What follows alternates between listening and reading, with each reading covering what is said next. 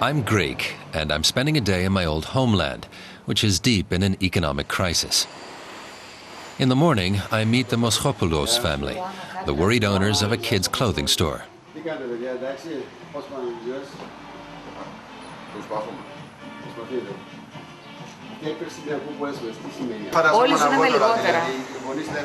Luanda and her brother tell me that they've had very few customers for a year now. People are holding on to their money. The debt crisis has led to an economic crisis. Unemployment keeps on rising. People are saving on their kids' clothes.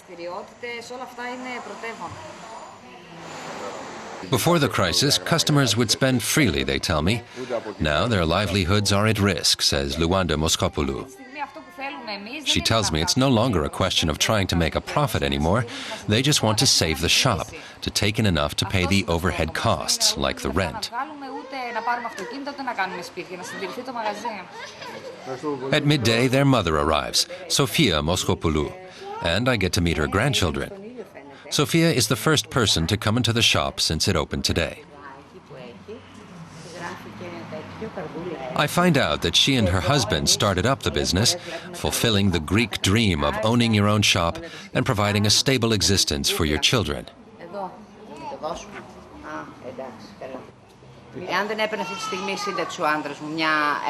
Sofia tells me that they thank God that her husband is on a pension. It provides a secure monthly income. It's only because of this money that they get by, she says.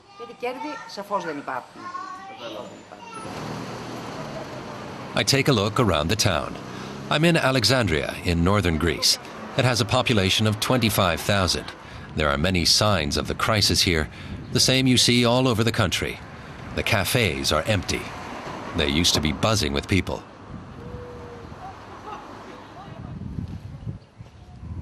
Abandoned shops were a rare sight before the crisis. Now, every third one is closed. The signs read, "To let."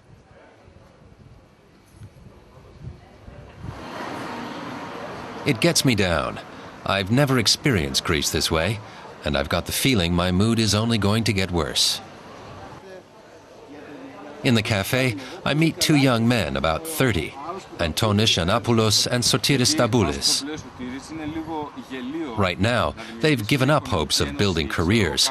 Both are living with their parents. They can't afford places of their own. At least they have jobs, they tell me.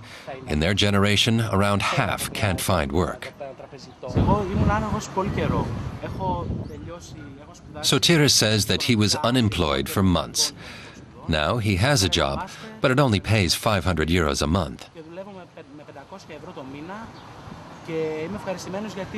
He tells me he has a degree in business studies, and now it's come to this. First-time job seekers are the worst off in the current economic situation, I learned from Antonis Giannopoulos. He's a graphic artist, and he doesn't think about the future.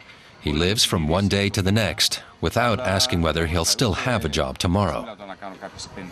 He says he just can't see himself having the money for any major purchases like a car. I drive away from the town in my rental car. I can leave whenever I want, unlike all the Greeks for whom gas has become too expensive, after the tax on fuel was raised 3 times. A short drive out in the country has almost become a luxury. I'm heading for a village 50 kilometers south of Alexandria to meet up with the Moscopoulos family.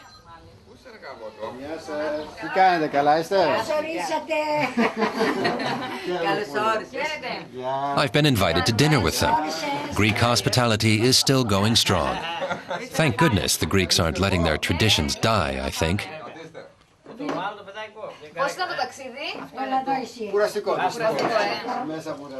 The family regularly gets together for a meal on Saturdays.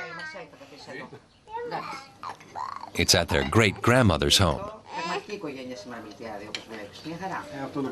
She knows how badly the shop's doing and tries to offer support. The conversation's all about the economy. The 84-year-old says she worked in Germany for some years and was happy there. She wishes she'd stayed. But she had to return to Greece to care for her father-in-law, who was ill.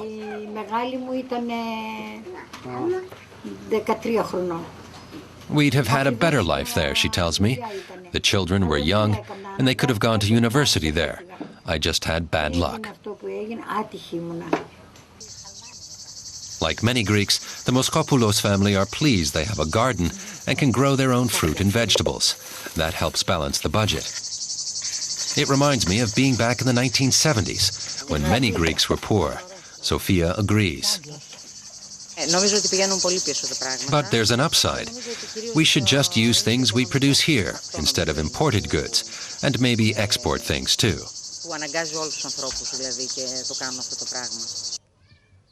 In the evening, I go to a church not far from Alexandria to take part in a very special event.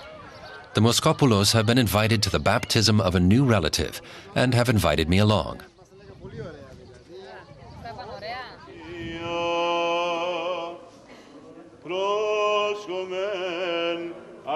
Baptisms are rare in Greece these days, I'm told. Hardly anyone's getting married. Fewer children are being born. Times are just too hard. So when there's an occasion like this, people really enjoy it. They can forget their troubles for a few hours.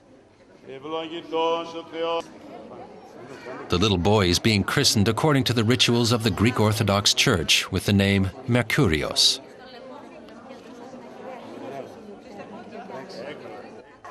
Afterwards, presents are handed out. Hosting a baptism doesn't come cheap.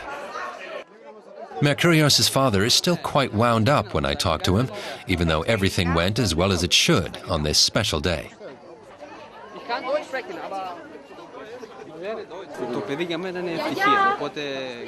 A child is the biggest source of happiness in your life, he tells me. He'd want one even if he had no money.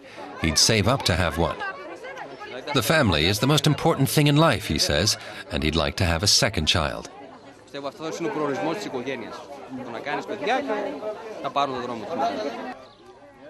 At the party afterwards, the chat is again mostly about the economic crisis. Everyone here knows their country has to make big savings to pay off its mountain of debt.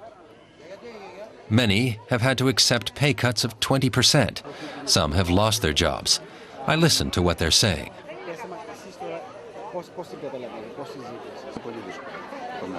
This man's a banker. He says the country's prospects are poor. The European Union's plans aren't geared to save the country long-term. They're a short-term fix. The policy isn't economically wise, he says.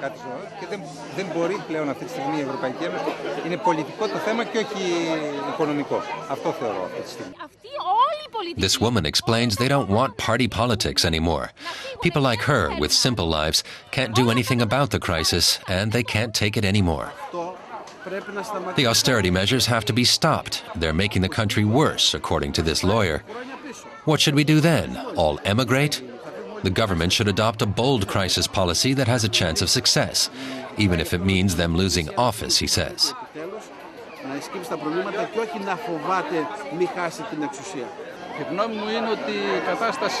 And a self-employed businessman concludes, the situation's serious. He says he fears the crisis will be around for 10 years.